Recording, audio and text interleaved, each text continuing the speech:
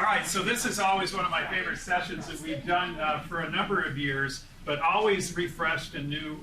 But really pleased to have Andra, who I introduced before, to be here again as a chair at Stanford, and Jamie McCarthy, the former chair at McGovern Medical School and UT Health, who is now risen to the chief physician executive in the Memorial Hermann Health System, and they do a great session on conflict management, win-win strategies. So thanks for doing this again, guys. Appreciate it. Thank you. Thank you so much for having us. We're really happy to be here. Most of this is an interaction sort of thing. Jamie and I have been doing this sort of stand-up routine now for a few different years, yet every year we manage to change the cases to sort of model what's going on in today's leadership within emergency medicine. So when we go ahead and get started, we have no relevant disclosures other than we both love conflict. So certainly, as leaders, there's a myriad of books. So many books about different types of negotiation, different plans, most of them in the business literature, a few now in the medical literature. And conflict and negotiation is a key part of leadership and a key part of everyday part of being a leader. Even admitting patients is almost a negotiation sometimes, right? You're like, oh, this is a soft one, but I promise I won't do this again later on in the evening. He's a really nice guy, and he has a son who plays baseball with your son. Anyway, please admit him. And these are the kind of things we do all the time. So think of the worst type of patient you like to see, whether that's weak and dizzy, or whatever syncope, or whatever that is, and just decide to embrace it, because it's going to be part of your life forever, and just decide that you need to have a way to get good at it. The problem with books, though, they don't always work. Every situation is different, and each situation requires that you might have to take a slightly different tactic, which is really frustrating for emergency medicine, right? Because we want to see something and know what to do. And to go back and say, gosh, I can't do the same thing when I see it, and I have to have a multi-level skill set for different things, can be really frustrating. But what we're going to try to do is go through a couple key books that are our favorites and give you the skinny of what to do and how to approach specific conflicts. So in emergency medicine, we have conflicts everywhere, right? It could be about money, it could be about resources, it could be about RVUs, it could be about, in academic stuff, about offload time, when to get promoted, clinical, how much clinical time to do, what lengths of shifts are, admissions, boarding, resources of radiology, turnaround times, retro reads. I mean, we're rift with conflict. And I learned just now from Jamie that IV contrast is going to be a major shortage. I mean, good grief, everybody's nodding their heads. I just now learned this. I mean, this is incredible. And we're going to have to negotiate who gets the contrast and which patients get the contrast. So you can start thinking of solutions during this talk right now. Overall, though, I think a pleasant way to think about it is the best negotiation tactic is to think of the win-win. And it's cheesy, and I hate cheesy stuff like that, like win-win, yeah, whatever. To think and actually put yourself in the other person's shoes. And as distasteful and awful as that is, because sometimes you just have this revulsion to be in that other person's shoes, but that's really the best possible situation you can be in, to try to think of how they're thinking and how they're thinking of their specific representation or their faculty or their needs. And ultimately, it kind of goes down to basic human principles and not this overall conflict that happens. And it's really hard to do that. You almost have to practice. Like conjure up a conflict even within your family or otherwise, and then try to, reverse engineer and be that person in their shoes.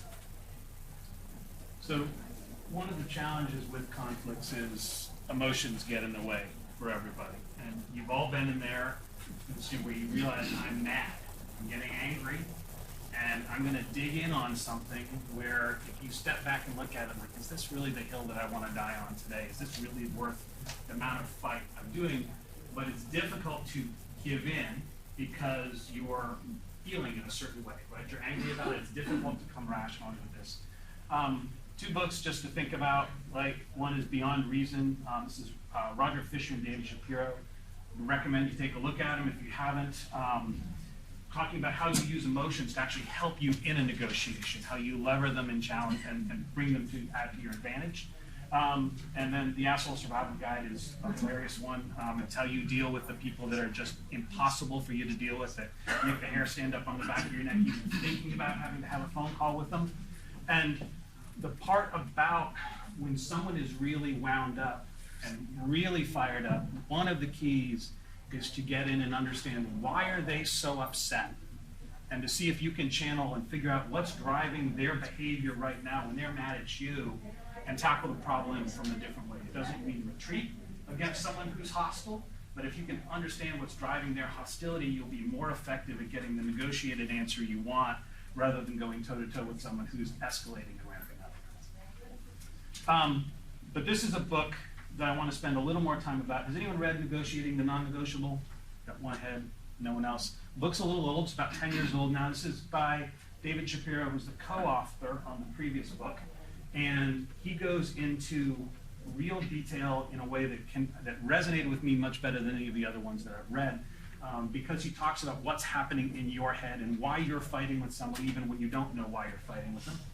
And one of the things he talks about being really important is the tribes effect, and how you assume a team and a persona and are fighting for your team, but you can actually change teams very quickly. And you can, by putting on someone else's jersey. He gives a really interesting example about his kid playing soccer, and it's a youth soccer game, and his team is slaughtering the other team. So the two coaches come and say, this isn't any fun anymore, we're going to record the win, but let's make these teams a little more even so the kids can actually have some fun. So his kid is one of the ones who ends up on the other team, puts on another jersey. His kid's the best player on the team, scores a bunch of goals, but his kid's new team loses the game. And he's really bummed out after the game that his team lost. It was his team for 30 minutes. But he put the jersey on, he assumed it, did it. And we all do that in different spaces, whether it's for your department, for your hospital. You put on different shirts when you're negotiating. I was a medical director of the ER at our hospital, TMC, for about 10 years. And I often felt like I had to think about what jersey I was wearing when I went into the room. Am I negotiating on behalf of my department, on behalf of the medical school, or on behalf of the hospital, and what the hospital needs to be effective in this? And sometimes I'm negotiating against the person who pays me, which is a really interesting scenario to be in. But he talks about 5 lures of the tribal mind and what happens to us. And I'm just going to quickly touch base on these because we want to get into some of the cases that we want to talk about. One is vertigo, and this is when you lose your balance and your perception in a fight. You're in an argument, all of a sudden you're arguing, you're escalating, you don't quite know, why am I arguing about this again, and what were we talking about, where were we going? The second is the repetition compulsion, where you get stuck doing things over and over again and can't see that what's being offered is a better solution to your problems. Taboos, these are the things that are just, we're not even going to talk about. Airway management in the trauma, right? We're not going to talk about that. It's a sacred thing, and that transitions from taboos to assaults on the sacred, and then identity politics, which we just basic on. And he brings it home with this REACH framework, which is while you're looking for a solution, that you have to recognize that your opponent, the other person in the room, has a different perception and understanding.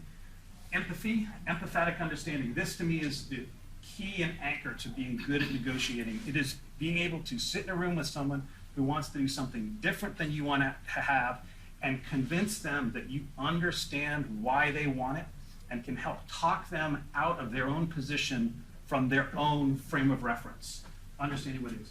Attachment is developing an attachment with the people that you're going and what the solution is. You have to care about the answer and the solution, and then this hallowed kinship where you come through a negotiation and ultimately are better partners because of it. But you can read the book and you can get all of it. We won't belabor any more of it. And managing dialects is also understanding, and this is when you're fighting about the wrong thing. 2 people in the room arguing about something where they agree on 95%. How many have been in a room where that's happening? Right? You realize you're in a room and people are fighting. You realize they're actually saying the same thing. Why are they mad at each other, right? And they're just not communicating because they've got spun into this vertiginous position and can't see the way the conversation's really going. A little lever.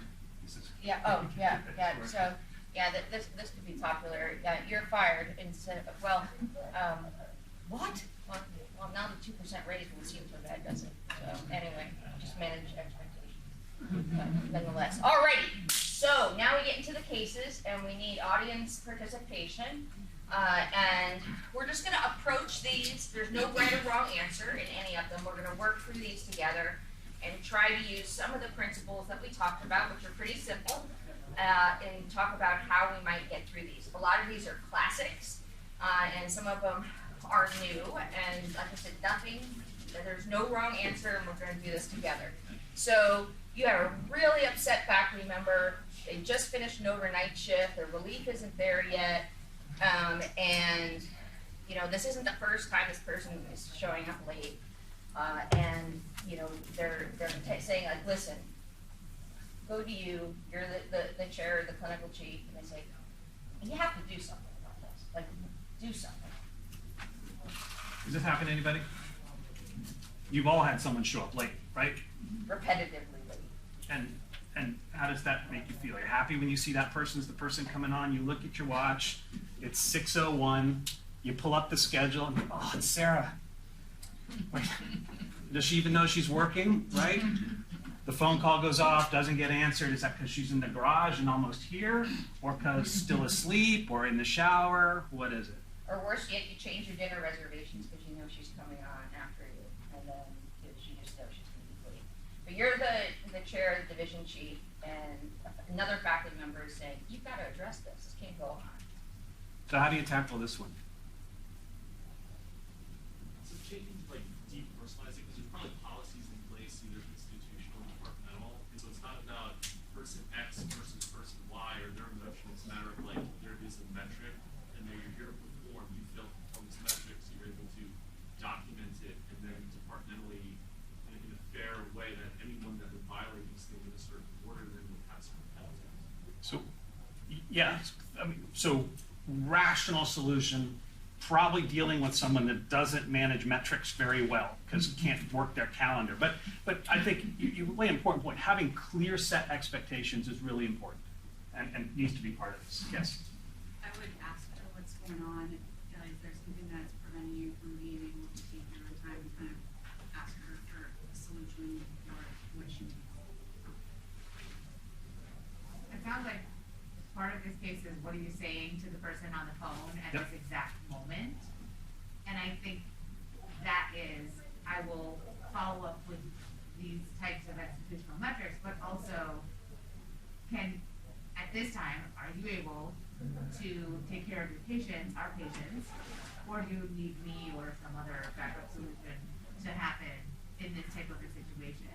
So kind of offering a couple of options, but bringing it back to together we'll also take care of patients. So, maybe is a good. so you have two conflicts in this scenario, right? You have a conflict with someone who wants to go home, who's been working all night, who's angrier and getting angrier by the minute. So the first thing in my shoes I would do is I want to solve his problem or her problem, right? Here's the solution to you not having someone in. I'm coming in, I've called in the backup, right? The attending from the other side will cross-cover you for the next 30 minutes. Let's get you home. We're going to take care of your problem. Because if you don't diffuse that, this interpersonal conflict between two faculty will likely grow, and they're going to bring on friends. So now you're going to have a departmental-wide conflict, right, which is super exciting, and everyone wants to know what we're doing about Sarah. Probably not the best idea to have the two props tasks sign out to each other as well at this particular event. Yeah, so take care of that. And I won't stay on this one, but the other thing you've got to do with Sarah is you've got to find out what's going on with Sarah. And you have to find out, are there personal issues? Is there substance abuse issues, right? What's going on that's making chronic shift tardiness? And then you're going to have to set specific expectations with this person about how they show up to work and when they show up to work. And maybe it's that 7 a.m. is never going to be a good time because of whether it is the way they live their life, they're a night person.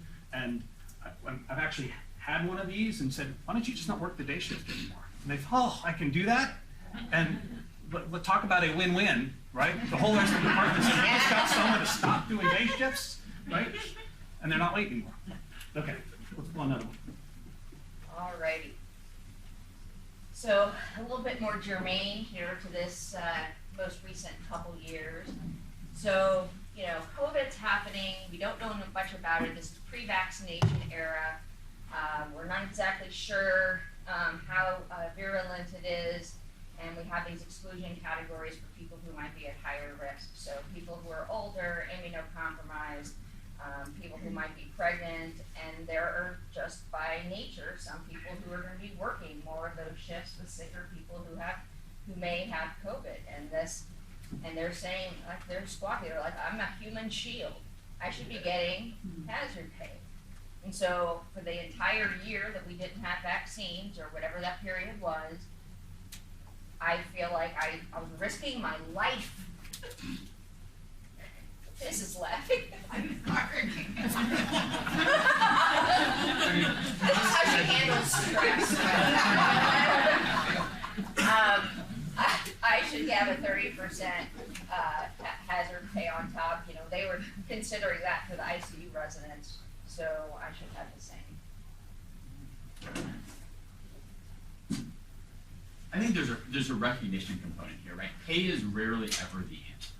And so I think the two things you can say is, we want to recognize for the extra effort you put in or that you put yourself in, these more risky shifts. And then let's see what we can do for you, right? 30% may not be something that's doable, but even small tokens, and especially things that might have a meaningful impact on their quality of life, right? Maybe it's not hazard pay, maybe it's you work less overnights, or we do something nice for you. I think those are two ways to mitigate that, because you want them to feel valued, and you want to reward them for the work that they do. I guess I'm curious about the backstory of this, which we can create right now. Was there any evidence? Did this really happen? Or is this person just, is this a perception? All of these have happened in some way. No, I mean, in But this. the details have been obscured. No, I mean, in this theoretical, were there in fact pregnant, older, and immunocompromised providers who were having lower risk Yes. situations? Okay. So I would say probably when that, in retrospect, it probably would have been good to be transparent about that at the time and sort of say, hey, we as a group are making this decision to protect our immunocompromised pregnant folks, if that, so that's could be just a lesson learned. But I think we did that a little bit, and that was good to avoid this kind of thing. But then I think that's some kind of recognition. So if you could negotiate something like this from your medical center for the entire staff, absolutely. But this is a situation where the areas on the curves kind of balance. You have lower risk of exposure or worse risk with the outcome with the immunocompromised individuals. So they're less likely to get it, but if they get it, they're going to get a doozy of a case. Versus the younger, healthier individuals who are taking the higher risk shifts, but less likely, but not zero, to have a bad outcome. Those areas up the curves are going to even out, and then, so there's not an argument for individual benefit. So I kill them with calculus. So I'll make a statement about facts. I used to think that way, that if you give people facts, irrefutable facts, they have to take them. No, they don't. Facts don't work. Feelings are what works. And when people when they feel that they're in danger or that they've been disproportionately discriminated against, there's nothing that you can give them facts. I won't keep it that way. So you have to address that feeling. You have to address that feeling. LA, and then we'll move on. I think to punctuate that feeling, I think understanding whether or not this is that one particular person's experience, and truly, I think to follow up on what she said here, is it because of other reasons why they're afraid or their experiences are such? Because you may increase their hazard, you may give them a hazard pay bonus, but it's actually just one person who's feeling this, versus if it's like many people in the department who's feeling it, that's a bigger issue. I think that understanding that, understanding the feelings behind it is critical, because just like I'm a recovering APD, my residents would say I'm burnt out, when in reality they're tired or they're hungry, or there are many other reasons why they're saying they're burnt out, or in this case they're afraid of COVID. And so I think really trying to narrow that down, which means like spending more time with that particular person, understanding what the junior faculty really needs at that moment, and acknowledging those feelings of being scared, maybe not having enough PPE, or whatever else reason may kind of give you a better understanding of, is this a hazard pay issue, or is it other issues that people are trying to bring up? I'm just gonna add one. So transparency absolutely is essential in this, and this is in some ways a self-inflicted wound, right? If you offer special deals to people in your department, other people are going to find out, and sooner or later someone's going to be mad, not because of how it worked out, but they're mad because someone got a special deal. So have you approached this scenario? You sit all the faculty down and say, hey, we've got something that's going to be really hard for the next year, next 6 months. We've got some things we got to talk about as a group. How are we going to manage? We've got, someone's going to raise their hand. Look, I'm on Humira, I'm on something, I'm feeling at risk. But part of the problem may be this person who comes in says, you put my family at risk, and I know I'm low risk, and I'm willing to run that, but I've got an immunocompromised mother, I've got a wife who's going through cancer, I've got a son who's immunocompromised. There are other things we don't know. So if you tackle this openly, transparently, when you're going to do something different for your faculty is really important. And you can often get them to consensus if you prep the meeting the right way, which means getting the person who's going to get bent about it, having a conversation with them offline early, asking them to help you solve this problem. They become your advocate in the room.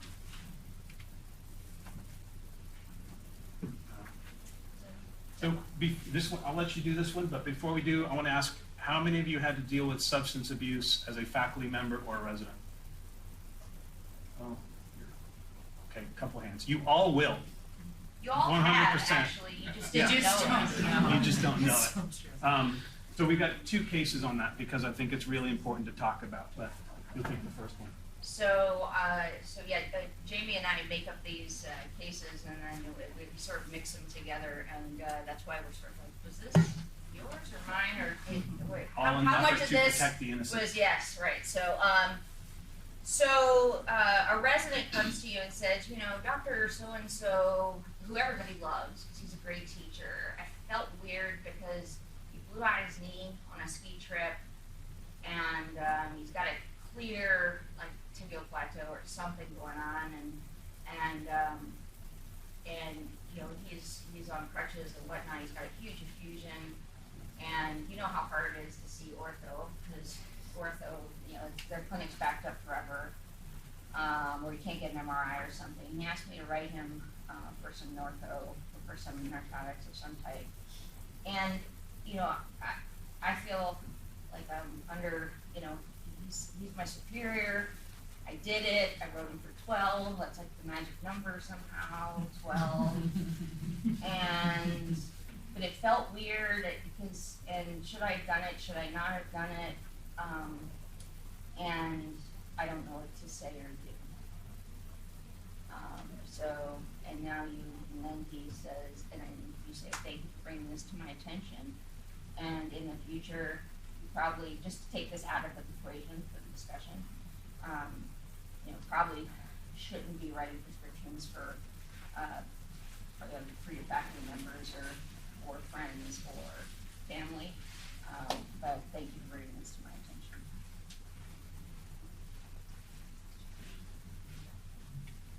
So he kind of gave you a little bit of a snack before we started. So what do you do with this?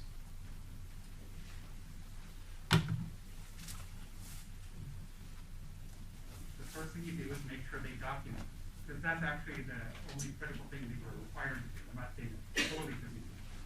If you ever are prescribing or you're attending, you should not do morally, philosophically, you need to document that. But that's an enormous red flag, and I would be grateful initially if one of the house staff brought that to my attention. But that part of it actually puts the prescriber's license at risk, right? From a state perspective, licensing board. Practicing medicine without keeping a medical record is a violation in most states of the medical board. Yeah, so there really could be very real repercussions, and they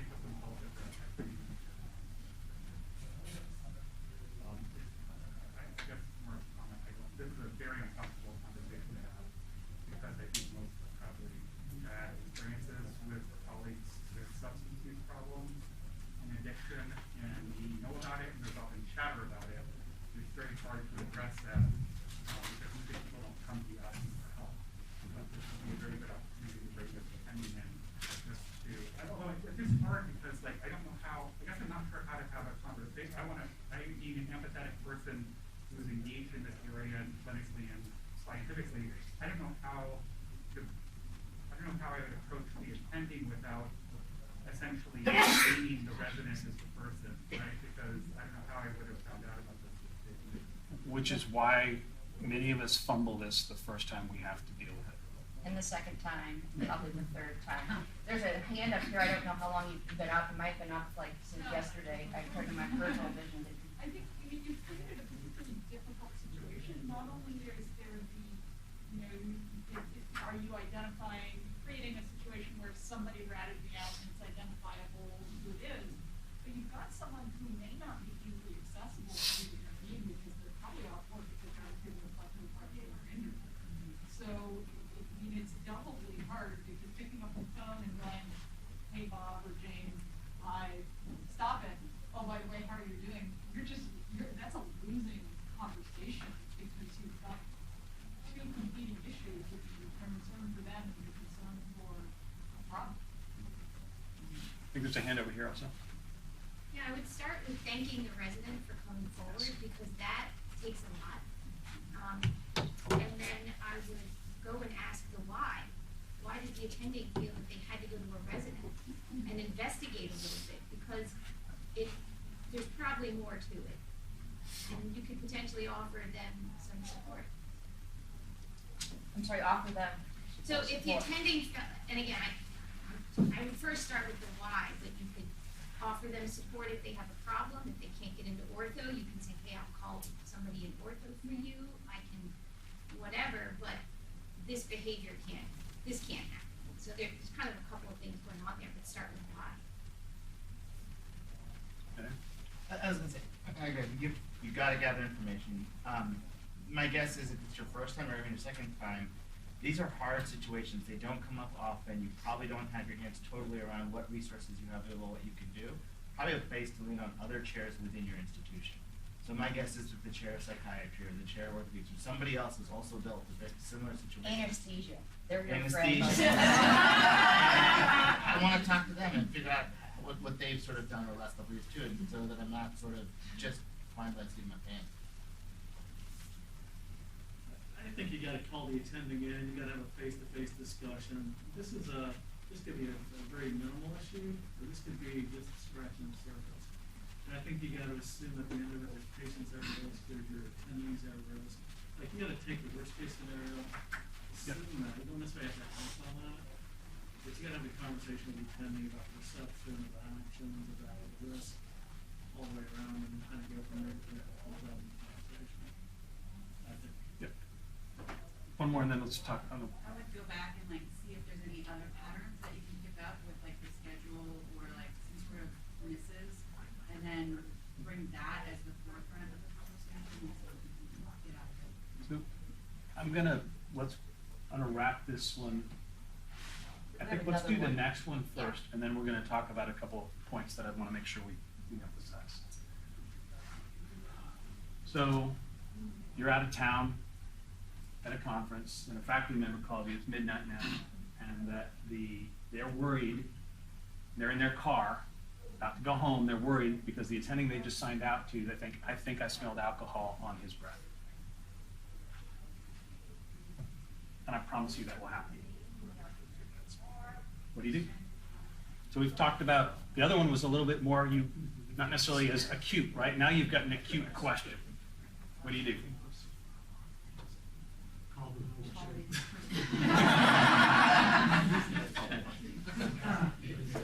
Yeah. Pull them off the shift and don't let them leave the premises. Sometimes they can get top screen. Okay. So, not this exactly, but I've dealt with something kind of similar. Your hospital should have a policy, and you should follow the policy, and that really should be the answer. Yep. If they don't have a policy, then you should call the person who should have written the policy. Have them jot it down. No, that's really important. There is a policy, and you should know it. And you're not going to find this out in the middle of the night. Right. It's probably Sunday night, by the way. This is one you need to know ahead of time. This is part of onboarding into a leadership role as a medical director, as a vice chair, as a chair, someone who might be called to do something about this. This is one you know up front, or you need to know who you can call at 1 in the morning and find out the answer, whether it's you have chief legal representation, and it may be even more complicated because you may have a separate policy at the hospital you work and the institution for which you work for if they are not the same entity, which is true in my case. I'm presuming that different states in the US, but like in Australia, to be there's a mandatory disclosure on this in terms of what to, So, the medical council, right. a clear escalation policy at the hospital if this occurred, Well, this person's yeah. off shift, clearly. Yeah, so different states have different Yeah. rules about this, and in fact, in certain states, you have a duty to report to the state medical board if you uncover evidence of impairment of one of your professionals. It is super complicated because what is often not spoken to is if you uncover evidence of substance abuse in a physician who's your patient. Right, you're now in a very complicated place depending what state you are related to privacy laws. But let's make it a little more complicated. The attending decided he wasn't intoxicated, so he's home. So there's nobody there. So what do you do? Wait, attending to? Attending who was supposed to go home went home. Attending who had alcohol on their breath is in charge of the department right now.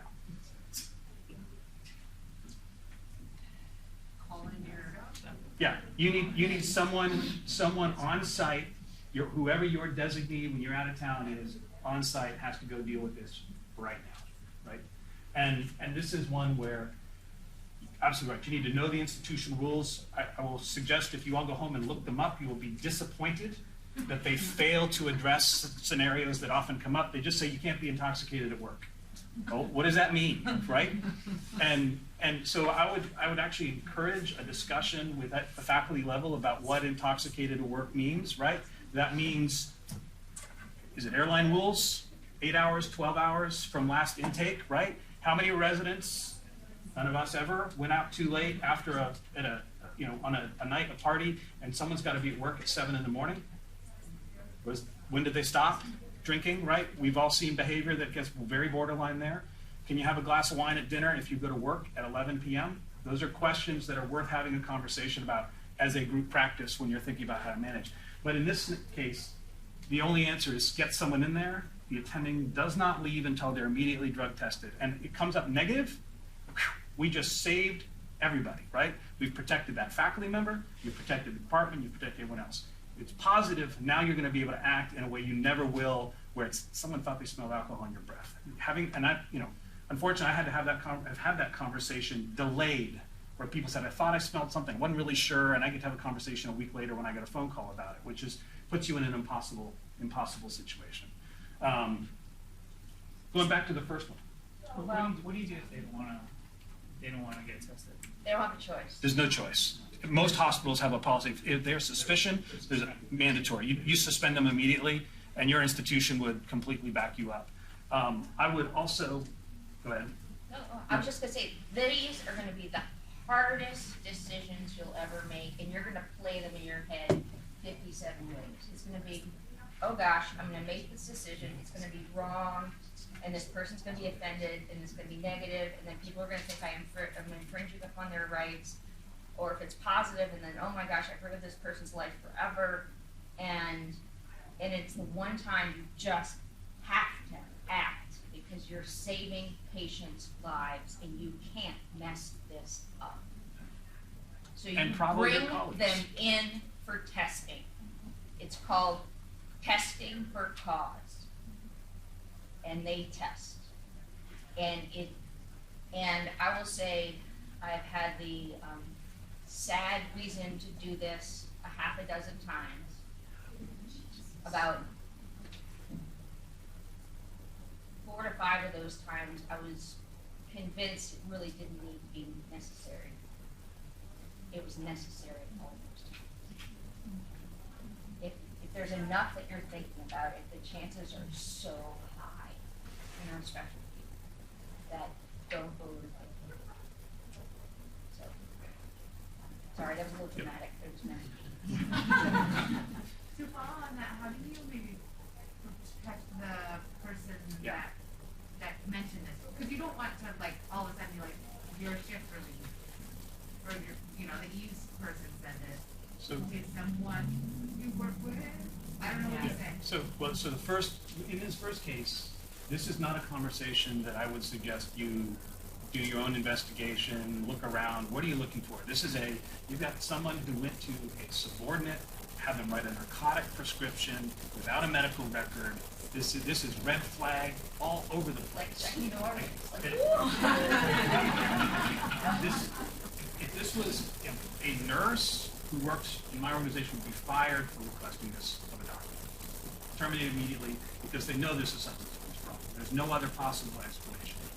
So this is a conversation that you don't have with yourself, especially because if you've never done this before, but even with, this is one where you have whether it's compliance attorney, your CHRO, whoever the person who represents the employee assistance program, you're going to have this conversation with someone else at your room that has done this 100,000 times at your institution who can help you walk you through the process. And there's only one case in this guy. You test him, you know he's going to be positive because he's got stuff, but still needs to be drug tested and needs a fitness for duty assessment and is suspended clinically from work until they've gone through fitness for duty, which will be a psychiatric evaluation, complex drug testing, behavioral understanding, looking to see what the pattern is. And you will, not always, when you do this, you're going to have some of these people thank you, right? And say that you saved my life, saved my job, saved my career. Some of them are going to quit. Some are going to be mad because it's going to be, I made a bad decision, it was stupid, but you have to explain to them what this looked like to everybody else. And we put in a resident in an impossibly uncomfortable position. And it's a good time to remind them of the rules about no retaliation that exist at your institution and what will happen to them if they choose to take this on in any way against this household policy. And then news on the other side of this, actually, I consider there are different gaps that have packages both support system for physicians that actually radar. They're expensive, but your life is very expensive. And roughly 50% of that maybe some better people, better lives, better mothers, better conditions, better everything, and better change their lives.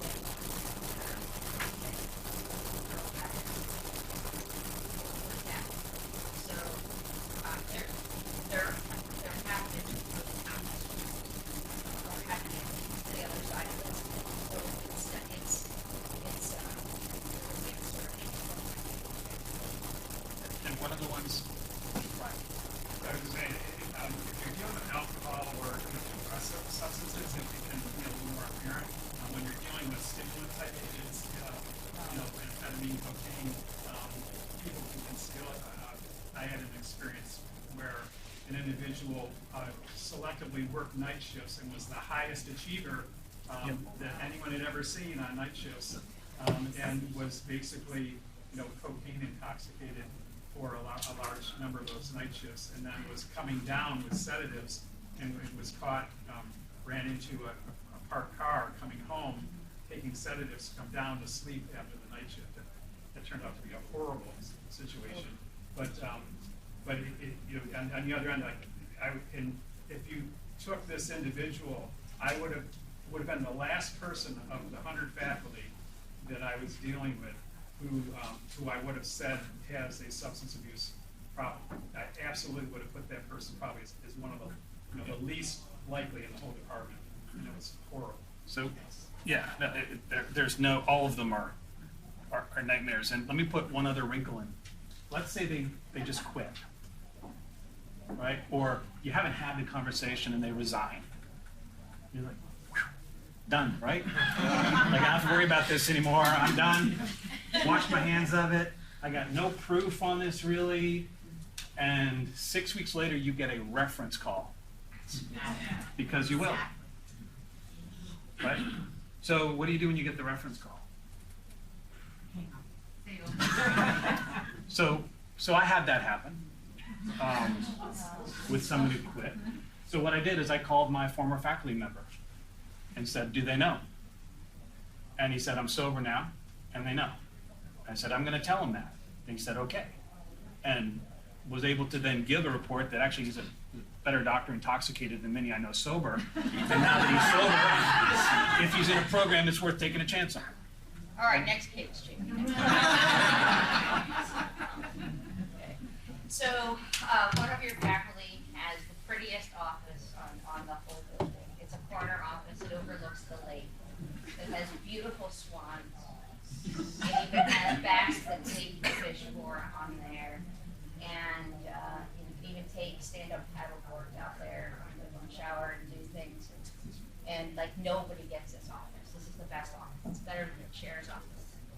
And COVID happened, and he said, you know, I think I work better from home, and I work out. I you know, more effective, writing more papers, and I don't have to iron my pants. But the institution is like, back to work, everybody. Everybody's going back to work. We all need to get back to work. So, how do we address this? And we're all kind of dealing with this in some way, right? This is like, you know, exaggerated for purpose, but the notion of how do we deal with this coming back to work? And as leaders, sometimes we've been affected where the institution has sort of dictated what might be required.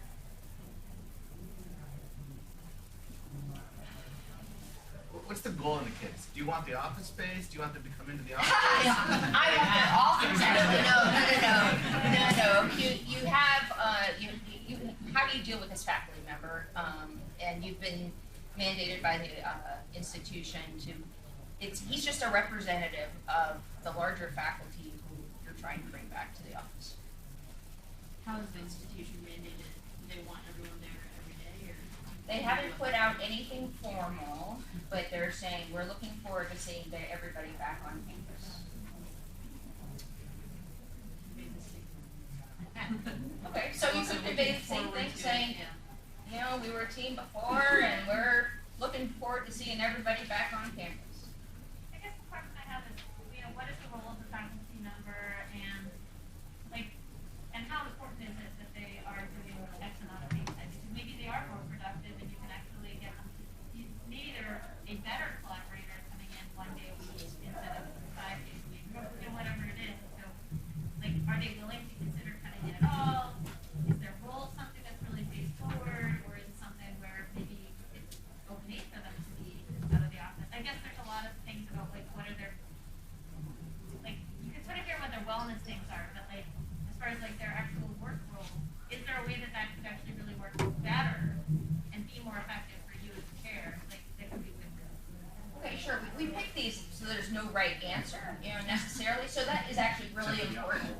Can their work be actually more effective from home, or do they have a very face-forward thing with the vice president of the hospital, where they're advocating for your department all the time?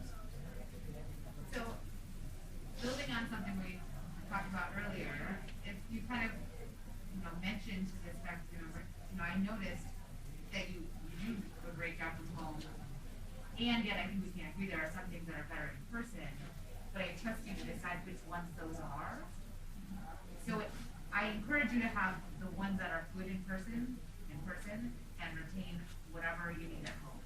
And then maybe that plus might lead them to do like the 1 day work, that at work thing or something like that, that would edge them that direction. I don't know if that will fit for the institution, but.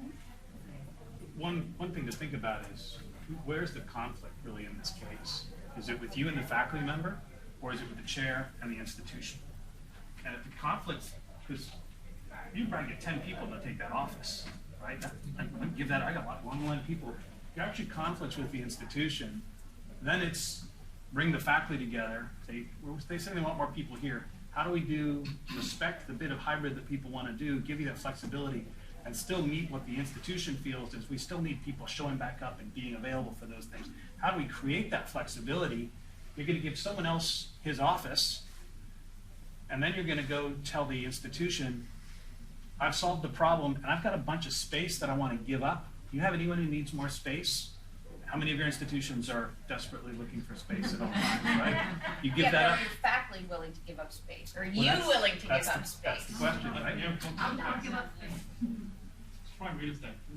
Yeah, so if you don't give it up, those of you who've been in the scenario, when the dean walks through and sees every office closed and nobody in it, they start wondering why you have all these offices. If, you know, if they are a senior faculty member, you could have a meeting every week or whatever meeting you have and say that's your one day a week in the office. That's just something that you have to come down on due to your mandate. Or the office doesn't come in shared space. Yeah. Junior faculty might have no office space. Some of how you solve this will be very dependent on the institution you work and what will be tolerated, right? That's gonna, you need to understand who you're trying to answer the question for. Mary? The other thing, I'm sitting here thinking, is this, I'm guessing not a worker bee who's working, you know, a zillion shifts a month. I'm guessing this is somebody with significant clinical offload. I don't know if that's, Yeah, you can have that assumption. okay, Say name the role of case. some sort. And personally, and it's hard, I'm still struggling with this. People with significant clinical offload who have named roles, I think that they really need to have some face time in the office. And I'm not sure one day a week is enough, quite honestly, because these are people who are working really typically the floor in terms of shifts. And I think they have to be seen as doing, and again, I recognize some of this is perspective and optics, but I do think, to your point, they need to be seen doing work and not just assuming that they're off on the golf course or whatever. Right, because that is the assumption, right? Yeah. That was the assumption pre-pandemic, and we all got a pass for 2 years. Right. But if you're in a named role with leadership, you need to be around for the department for some of those other things happening. And also for those, just those drop-in conversations, Correct. right? Because you don't always want to make an appointment to, you know, do something, that you want to be able to walk by somebody's office and say, hey, you know, I wanted to catch up with you about whatever it might be. Yeah, and you're not really off during that time, right? You're doing the university's work during that time. It's not clinical. Yeah, and that's, there was just a publication last week in Nature actually talking about how the lack of interaction is decreasing researchers' creativity in terms of thinking of solutions, that banter back and forth is incredibly critical for thinking of solutions, particularly as it pertains to research. And you can imagine that would be the case for most anything else. So obviously not an easy one, and if all of you are struggling with it, it's because everyone is actually struggling with it, and that's in every industry and otherwise. And universities are having, or health systems are having a tough time putting mandates together because we're not exactly sure legally where things kind of sit on these pieces. But I think you know, all of these are excellent points in terms of you know, considerations, and hopefully you guys learned a little bit of the types of things that you can ask, and how important is the FaceTime role. You know, can you talk to that faculty member? Are they willing to give up their posh office? And can you have some shared model where some people come in on even days, some people come in on odd days, and the same thing with your administrative staff who support those people. There has to be some match there. It'll be very interesting in the coming years what happens to our academic workplaces. Our clinical workplaces, obviously, we don't have a choice, but in a lot of you know, industries, their entire work structure has completely changed. So this will be a very interesting thing. Okay. So hospital CEOs brought a consulting group in. I see heads nodding already, right? They can analyze staffing ratios. They've clearly concluded the ED is overstaffed from an FTE perspective for nurses. You're going to do a 15% reduction. In fact, the consultant recommended 20, but the CEO is going to only do 15. Nursing director believes this is a done deal and believes that you believe it's going to be a disaster for patient care, provider satisfaction. So what are you going to do as the chair when this happens? And has this happened to anyone in the room? Yeah, I see one hand. Any others? Yep, a couple. I had this happen twice. I had it happen with one CEO, and then 5 years later, you get a new CEO, and the new one tried to do it. The dreaded consultant, right? So this, they tried to do, I'll just say, and one of the things, because I don't know, right, I'm going in and I'm asking questions, I'm saying, well, how are you counting nursing hours, right?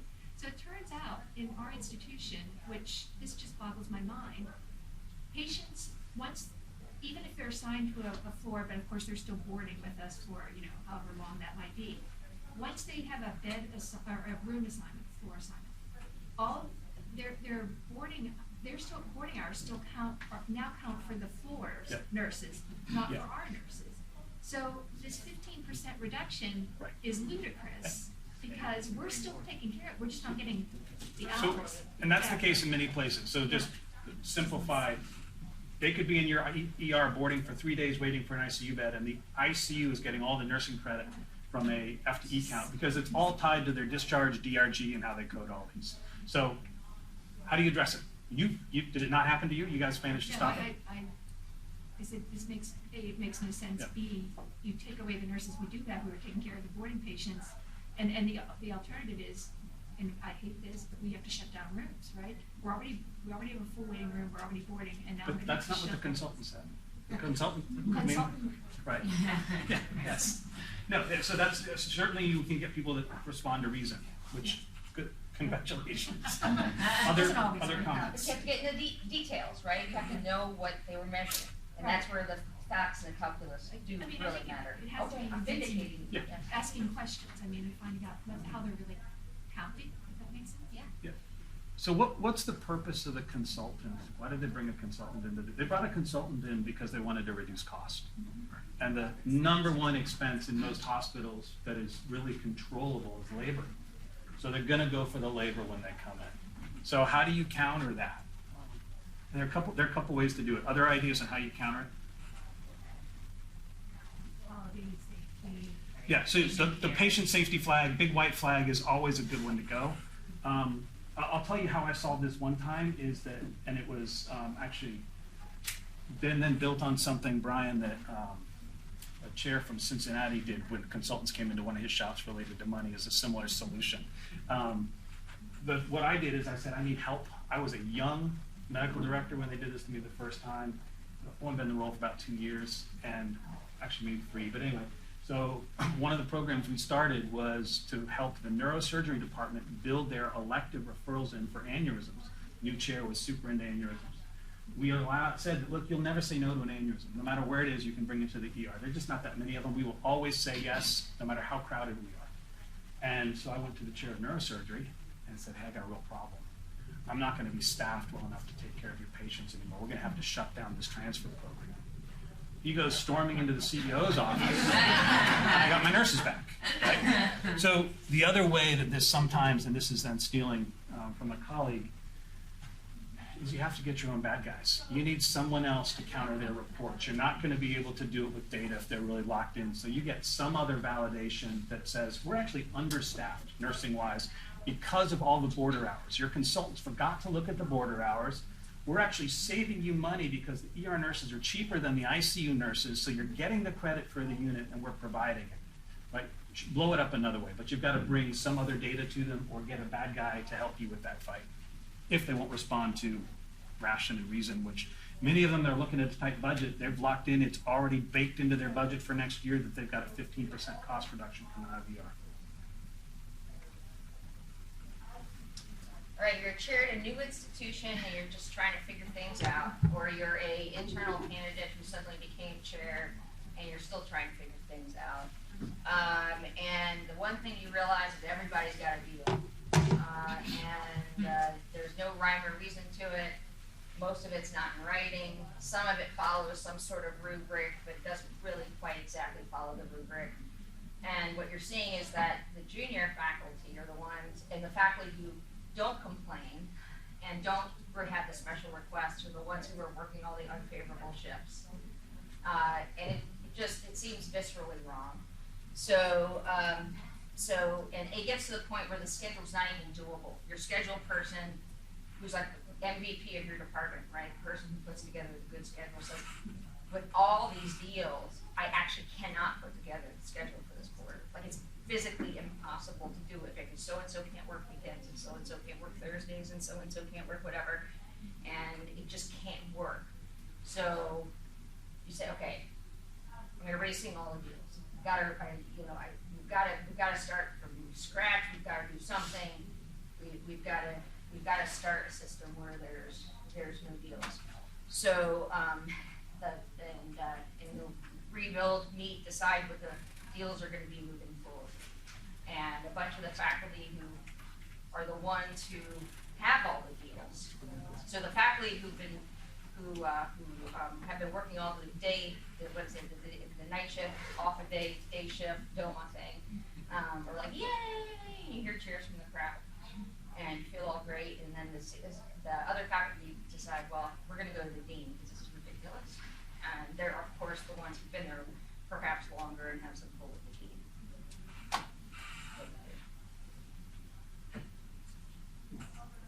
This might be a situation, as a new chair, you're gonna have a routine touch point with your new boss. And so having a discussion before the action occurs might be a wise head off that run around and tell pen pal strategy. If they already know that it's coming and why, they're prepared to defend you as in the course of this.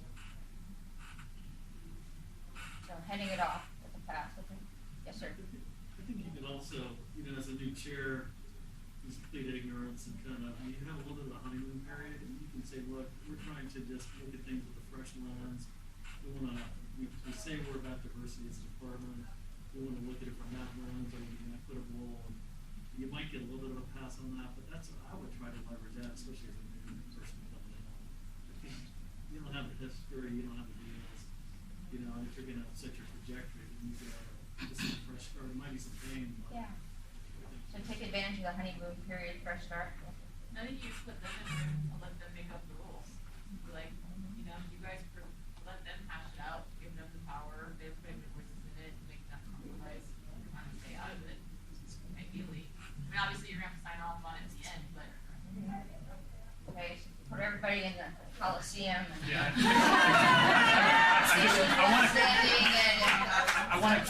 One caution with that is you will get some people that will say the most outrageous thing about why their deal needs to be protected, and the conversation can devolve pretty quickly.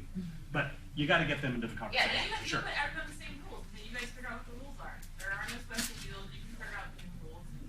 Okay, so we've agreed that some discussion with the faculty, coming back to the faculty. Mary, and we'll go back.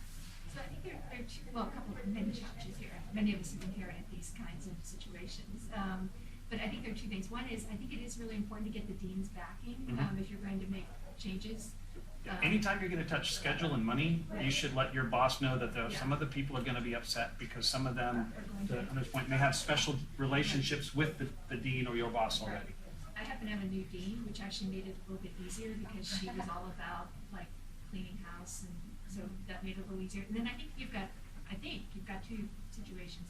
One is all the special rules about scheduling, and then the second is around offload, right? I think those are two separate things. The offload piece, I did tell people, look, and I actually approached it a little bit saying, I know this isn't your fault, but there's a lot of inequity, and I need to address it.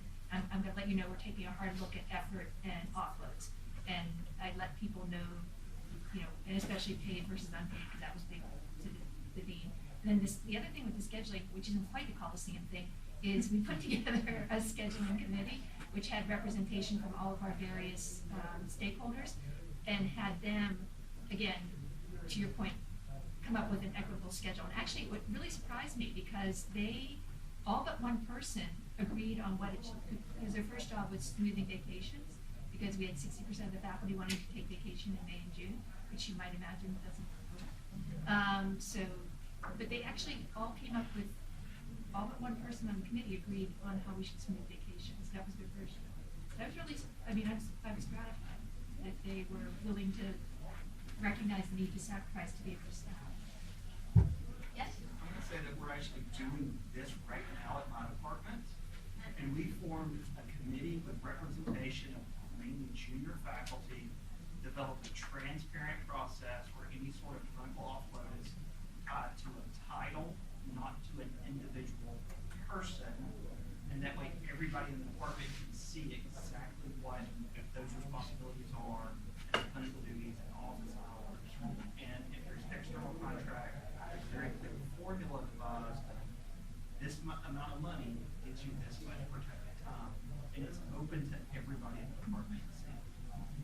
So, yeah, I would highly recommend transparency around shifts, because if you don't think you have shift counters, every one of you is going to have a shift counter, and they all value pain differently. And Jonathan, I don't know if we're still doing it, but I had a guy in my department who put out quarterly, then to about semi-annually statistics, where you could see what everybody worked, like percentage of nights, percentage of weekend nights, percentage of holidays, and publish that to keep the noise down. Because periodically you get a faculty member who says, not fair, I'm working too many Friday nights, and let's just run the report. Actually, it looks like you're a little behind, so expect to be caught up. But you've got to bring people in on the conversation. I think transparent data is critical. So I think there's like two kinds of transparency that helps. One is transparent data. But I think the hard thing is often these are problems that start with feelings, and like Andrea was saying before, it's hard to answer those feelings with facts. The other thing where there needs to be transparency is, like, we have a couple tenants who do a lot of our scheduling work.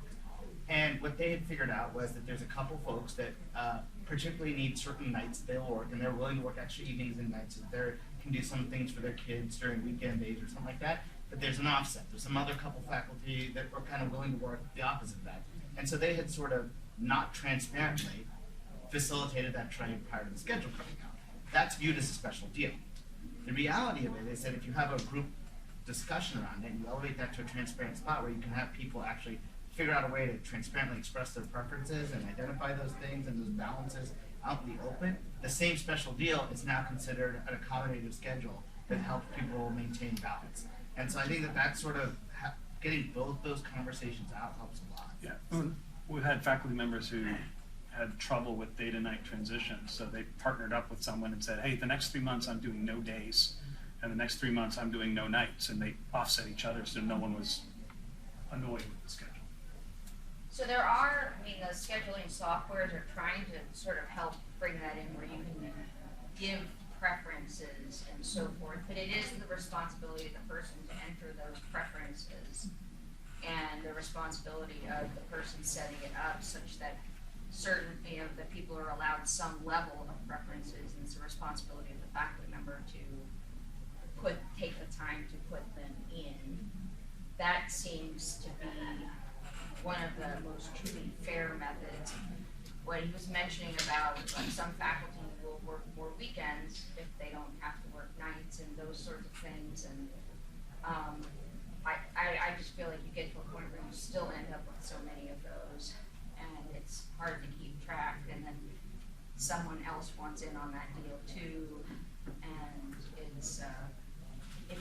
I don't know, this is difficult. This happens at every institution, and there's no great way to solve it, and in your situation with the titles, and what do you do with somebody who has a title but doesn't do the work?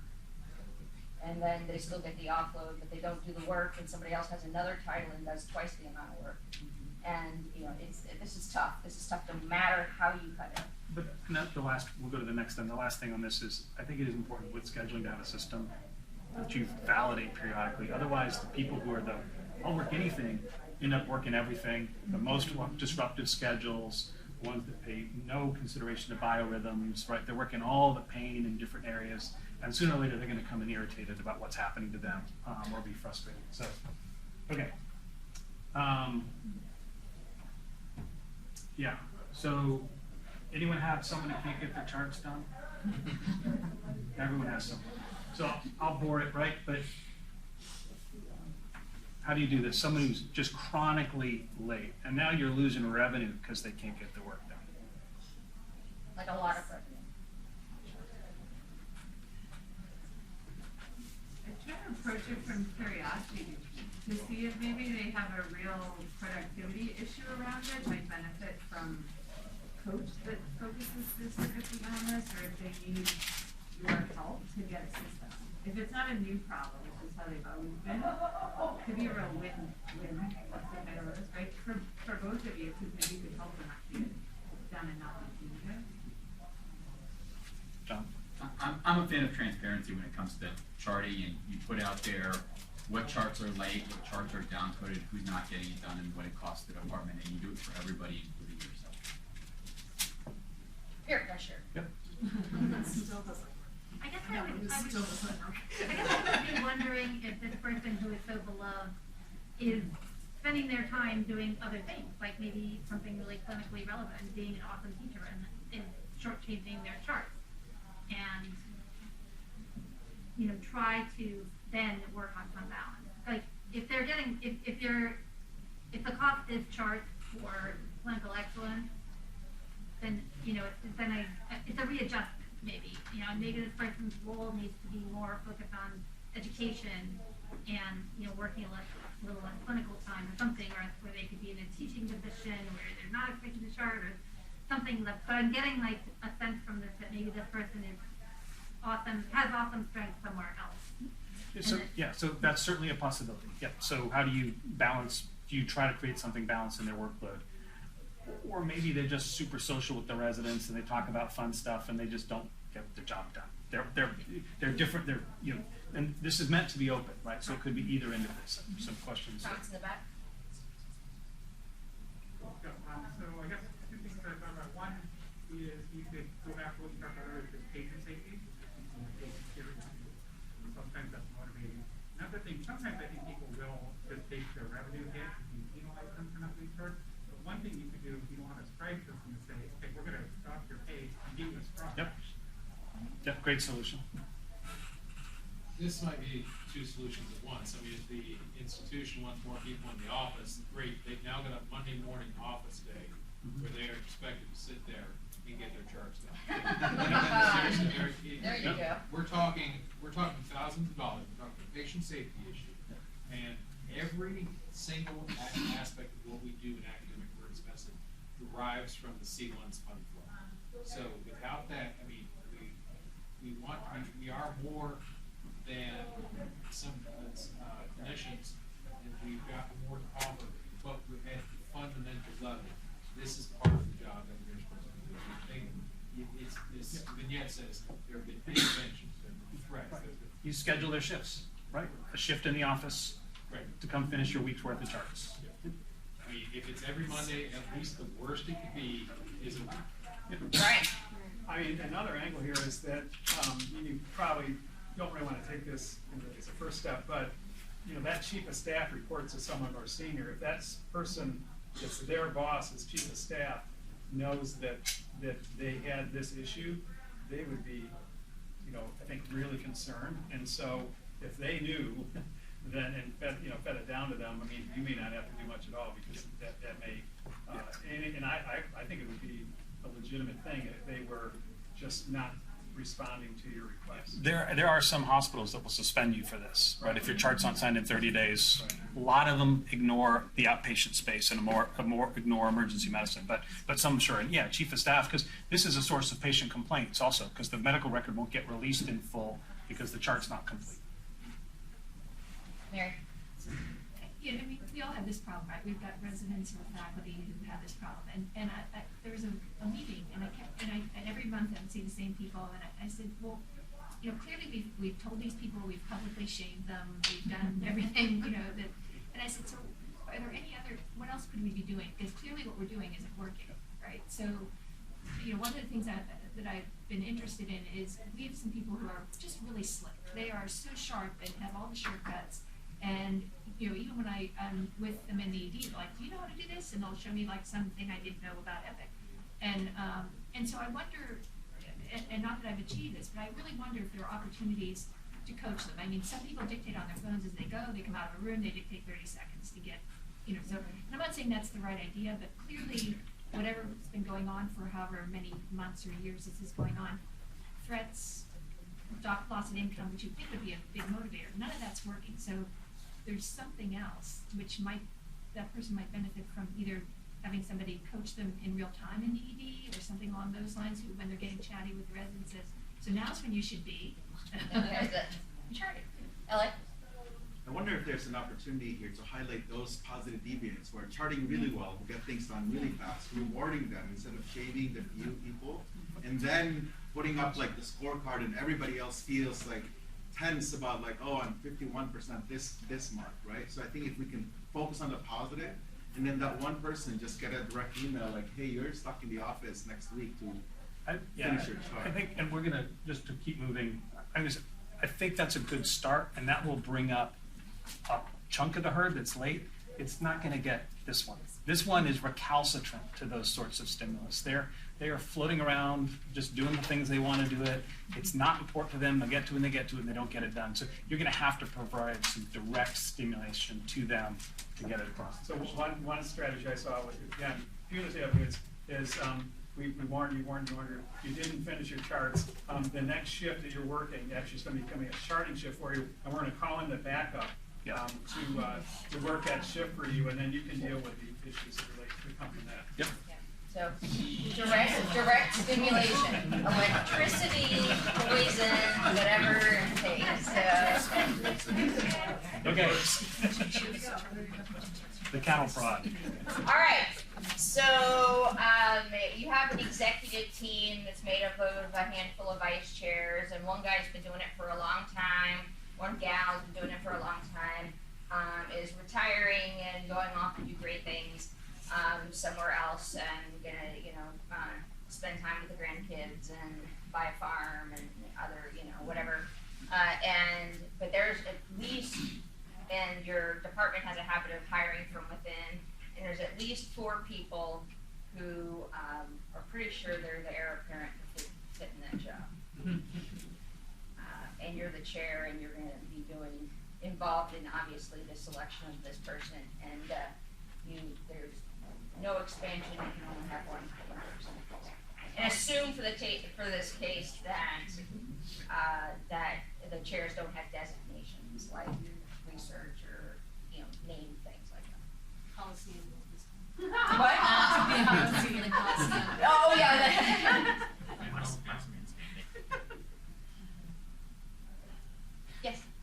You just have to put it out there and allow everyone the opportunity to apply. That's really the biggest thing, to be transparent. I have seen this go wrong multiple times when people just give out positions as opposed to at least what looks like an ethic to earn them. Yeah, I think that's critical. And in the interest of time, we'll move to one. It's even worse when there's only one heir apparent, and you just pick that person because that's the person you think is right for that role. You've been working with them a long time. Of course, it would be them. You will disenfranchise faculty that are interested in exploring leadership in different ways, and you'll miss out the huge issue with diversity and inclusion as well. You'll miss out on folks that haven't raised their hand before, but putting it out there, I think, is essential.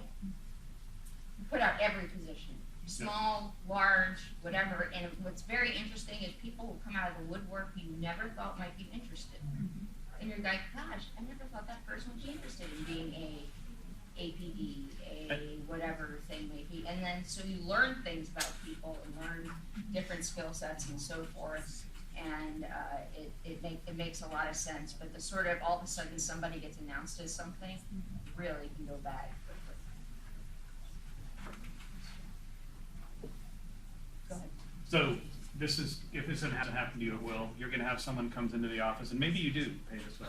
I generate more RVUs than any other faculty, so I should be paid the highest. Why am I not paid the highest, right? The pay scale should be based on RVUs. If it's fair, I'm going to the dean.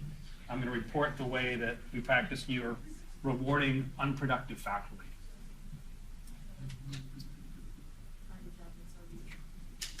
So find a job that's RVU. And there are those jobs? Yep. Yeah. They're never gonna be happy. No, they're never, you're right. They're never going to be happy.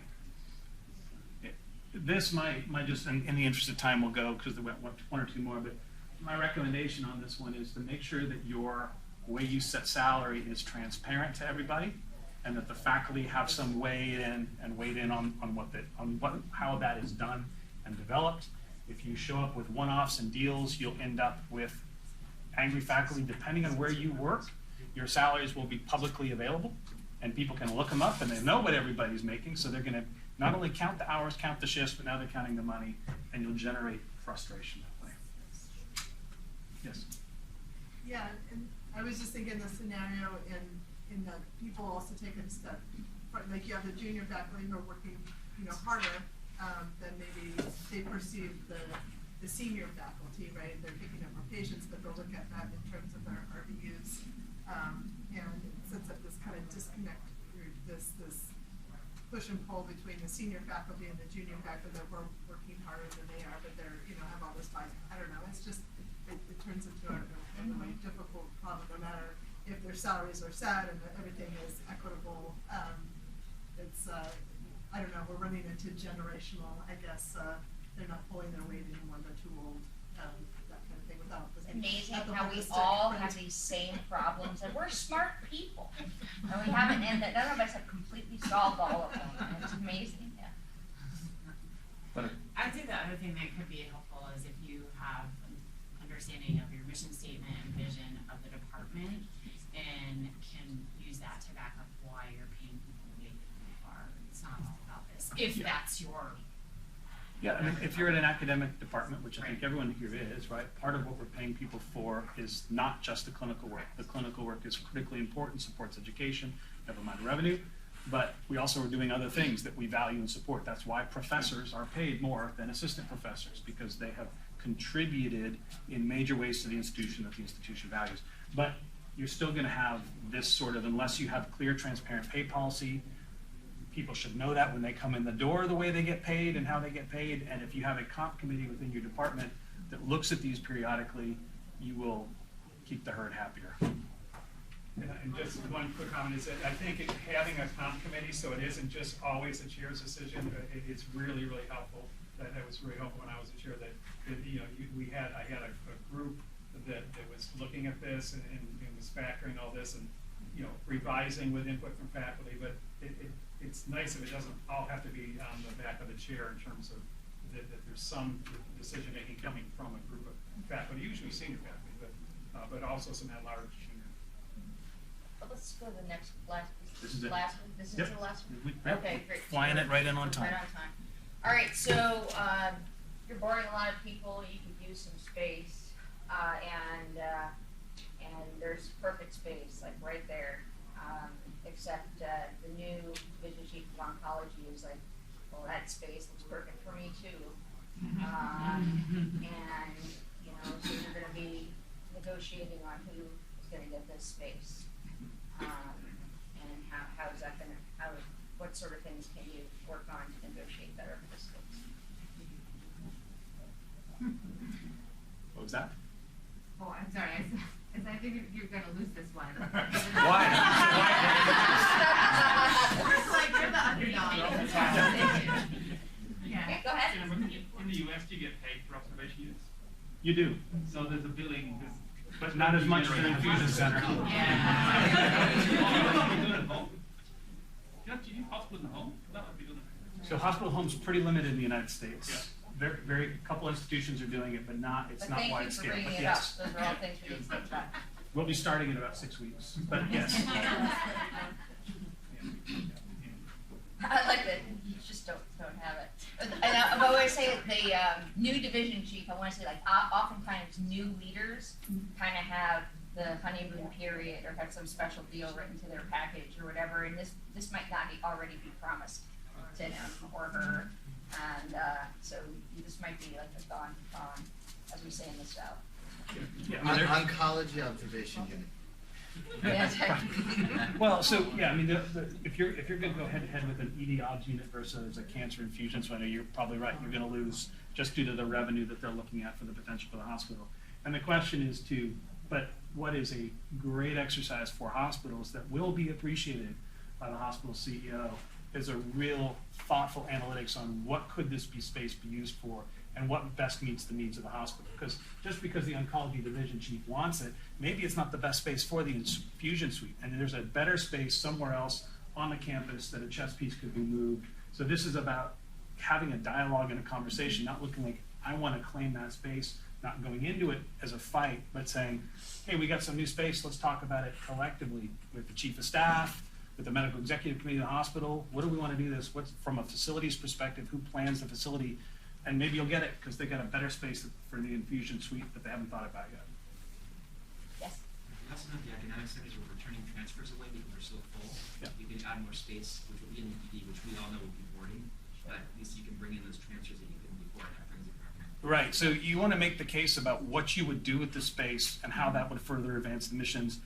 And it may be that it's your waiting room that is the CEO's greatest fear every night because bad events happen there, and a solution that takes care of their waiting room immediately may be better for them than an infusion suite that they can put somewhere else 6 months from now. So yeah, know what matters to the person who's going to be making the decisions. Yes.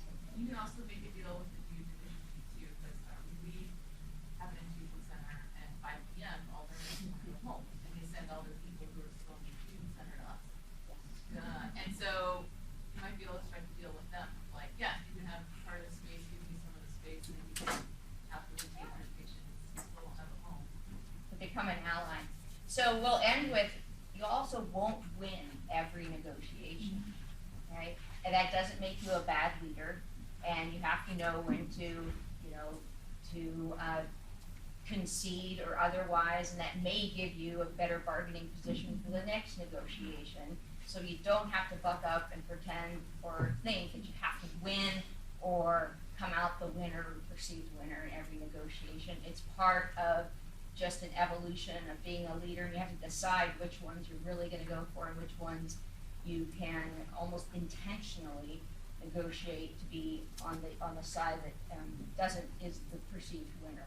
So Jamie and I are very grateful to be here today. We very much enjoyed your input and your time and making up our cases and mixing them up throughout our different leadership lives. Closing comments? Yeah, I would just say that one thing is a current chair at another institution told me this, that the chair job is actually one of the loneliest jobs in a department. And I would encourage you to figure out how not for it to be that way. So to develop a peer network that is a couple trusted members on your team and your department who help you make decisions. It should be known who they are in the department. Some of them can be informal. There are a couple that the department doesn't need to know about or people you frequently go to.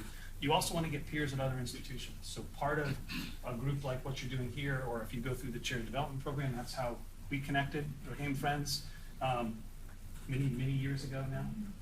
Only for me. So many. Only for me. Yeah. Those networks help you balance questions later and help you deal with someone who's in the same role. They're going to have good, thoughtful advice. You're a bunch of smart people in the room. So making those connections across institutions, I think, is also super, super valuable, and would encourage you to do it. I have I got one little last fun thing, I guess. So who in the room thinks they're more terrified of conflict than anybody else? Anyone willing to be that vulnerable? We got something for you. Okay, we got one. We have another one. Anyone else? Okay, so for everyone else, we're going to do something different. So we've got your one. I'm going to pick a number between 1 and 100, and whoever gets the closest to it without going over is going to get something. Okay, so everyone pick a number between 1 and 100. We're going to be on this honor system now, right? Anyone has a number less than 50? Okay, you're all out. Anyone has a number less than 65? Okay. Anyone has a number less than anyone has a number over 75? Okay, you're out. Who's left? Okay. We've got a whole bunch. Now, if you all got the same number, then we got a problem and we'll know you all something. Okay. Anyone has a number over 72? No, you already are. Okay, who's left? What number? 67? 50. 50? Okay. 72. Okay. What was it? 68. 68? 63? 59. 69? 59. 59, okay. 57. So the number was 72. So you hit it and you're out. The next lowest, I think, was 66, right? 68. It's you. Okay. I wasn't sure how that was going to go. What did they win? All right, great folks.